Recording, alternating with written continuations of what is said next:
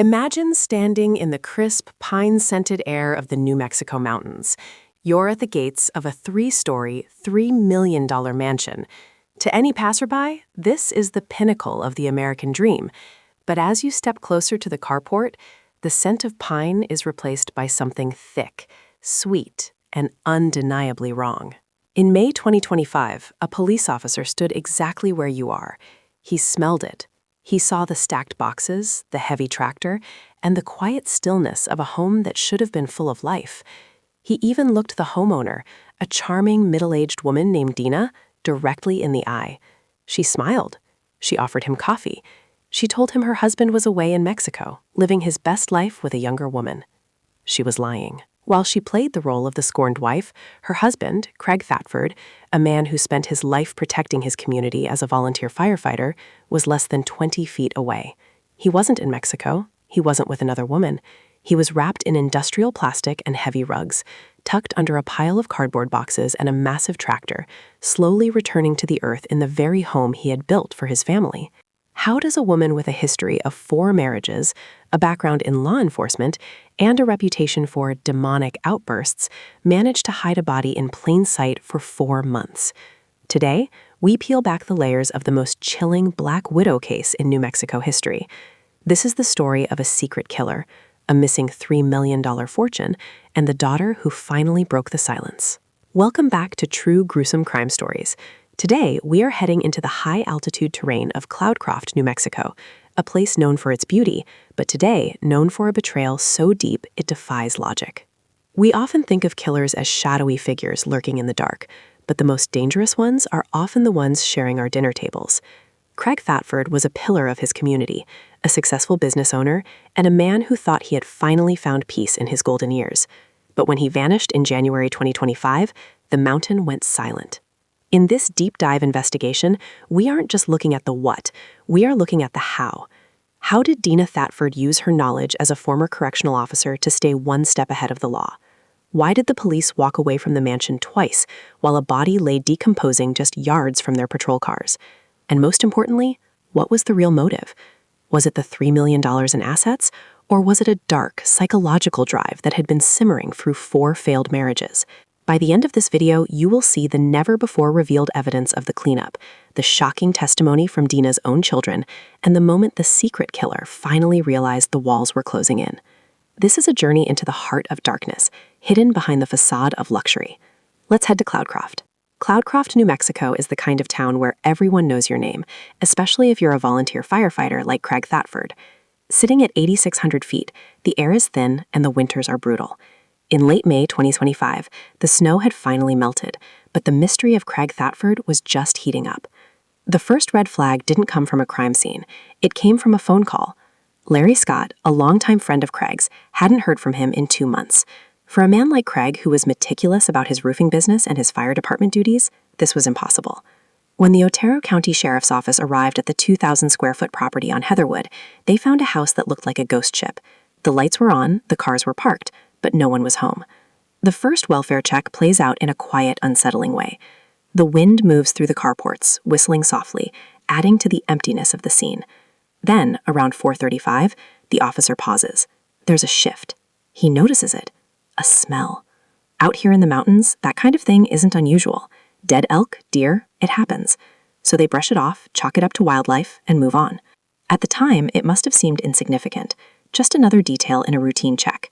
But looking back, it feels different, like something important was there, just out of reach, before everything slipped by unnoticed. As the investigation stalled, a second call came in, this time from Craig's grandson, Cody. He told a story that shifted the timeline. Craig hadn't been missing for 2 months. He hadn't been seen in 4. But it was Dena Thatford's explanation that raised eyebrows. She told everyone, the neighbors, the family, the police, the same story. Craig had left her. He was in Mexico with a younger woman, reliving his youth and fishing for trophy bass in El Salto. Psychological trigger, the scorned wife. Dena played this role to perfection. She portrayed herself as the victim of a midlife crisis. By casting Craig as a cheater who abandoned his responsibilities, she effectively silenced his friends. Who wants to call a man who just ran off on his wife? Dena used social stigma as a weapon of concealment. To understand Dena Thatford, you have to look at her history. Detective Bobby Curtis of the Major Crimes Unit didn't just look at the missing person report, he looked at the woman behind it. Dena was on her fourth marriage, and as the detective started calling the ex-husbands, a terrifying pattern emerged. Husband number 1 described her as demon-possessed. Husband number 2 alleged she tried to run him over with a car. Husband number 3 claimed she was a binge-drinking whiskey alcoholic who turned evil. The most chilling testimony came from a former partner who claimed Dena once told him, "If I could kill Craig and get away with it, I'd do it." This wasn't just a disgruntled ex talking, this was a warning that had been ignored for years. If the ex-husbands were the smoke, Dena's daughter Leslie was the fire. When investigators got her on the phone, the perfect wife image shattered instantly. Leslie described a household ruled by fear. She spoke of her mother hog-tying siblings, stabbing husbands, and poisoning medications. But Leslie's most haunting observation was about her mother's nature. "I always thought she was like possessed. It was so evil that I just couldn't even believe it was real." In criminology, a black widow is a woman who kills multiple spouses or partners, usually for financial gain or power. Dena's history fits this profile with terrifying precision. While Craig was missing, his bank accounts were very active.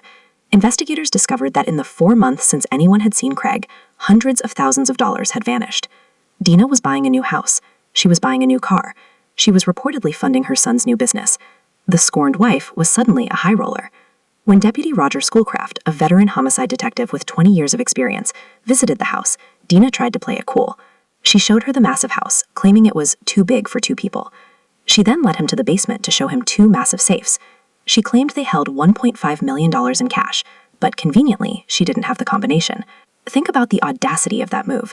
She invites a homicide detective into the basement, the very area where she would later be accused of committing the murder, to show him an empty safe. During that same visit, Deputy Schoolcraft noticed something that would eventually break the case wide open. Outside, in the carport area, Dena had been digging.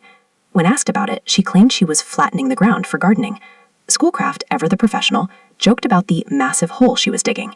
But inside, his instincts were screaming. Human decomposition is a complex chemical process. In the high, dry air of cloudcraft, a body might mummify or decompose slowly, especially if wrapped in plastic. Dena's use of chemicals and masking agents like bleach was a calculated attempt to fight the laws of biology.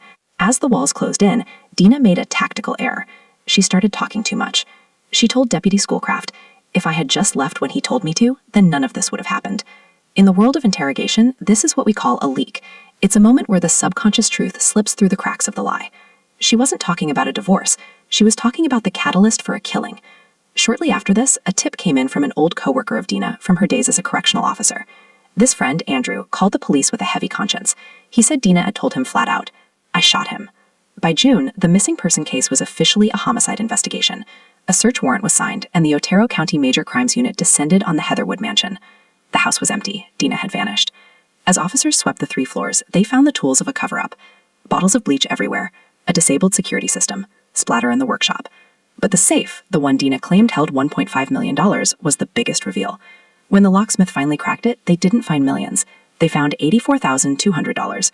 The rest of the money? It was gone. Spent on a new life, while the man who earned it lay rotting in the driveway, slowly returning to the earth in the very home he had built for his family. The breakthrough didn't come from a high-tech forensic tool. It came from the heart of a daughter who couldn't carry the secret any longer. Leslie called the detectives and told them exactly where her mother said Craig was. She left him laying there on the floor for like a day, and then she wrapped him up. They moved him with the tractor to the carport. The police returned to that same carport where they had smelled wildlife weeks earlier. Under a pile of boxes, soil bags, and rugs, they found a black plastic bundle. Inside was Craig Thatford. He had been shot multiple times, 1 bullet straight through the heart. The man who spent his life running into burning buildings to save others had been executed in his own home and buried like trash. Dena Thatford was eventually found in a hospital in Texas. She had allegedly tried to take her own life as the police were closing in. When she was finally arrested and brought into the interrogation room, the secret killer was gone. In her place was a woman who knew her rights. She invoked her right to a lawyer immediately. No explanation, no remorse. Just the cold, calculated silence of a woman who had been on both sides of the prison bars. The case of Craig Thatford leaves us with 3 powerful takeaways. Trust your instincts. The neighbors and friends knew something was wrong in January. If you see a radical change in someone's behavior or a story that doesn't add up, speak up. The mask of sanity. People who are capable of extreme violence often look like the person next door. Dena was a mother, a wife, and a former law enforcement officer. Financial vulnerability. In cases of domestic homicide, money is almost the catalyst. Protecting your assets and having clear communication with family can be a literal lifesaver. As of March 2026, Dena Thatford sits in a jail cell, awaiting the trial that will determine if she spends the rest of her life in prison. She remains innocent until proven guilty, but the evidence left behind in that mountain mansion tells a story of a betrayal so deep it has left the town of Cloudcroft scarred. Craig Thatford was more than just a victim. He was a man who worked hard, loved his family, and served his community. His life was stolen for a fraction of what he was worth, and his body was hidden by the person who promised to love and honor him. The $3 million mansion still stands in the mountains, but it is no longer a symbol of success. It is a monument to the darkness that can hide in plain sight. It reminds us that while we look for monsters in the woods, the real ones might be right inside the house, holding the keys to the safe. Thank you for joining us on this deep dive into one of the most twisted cases in recent history. If this story moved you, if it made you think twice about the people around you, then our mission here is complete. If you found this investigation insightful, please hit that like button. It helps us bring more of these hidden stories to light. Don't forget to subscribe to True Gruesome Crime Stories and turn on the notification bell so you never miss a deep dive into the world's most baffling cases. What do you think was the real turning point? Was it the daughter's confession or the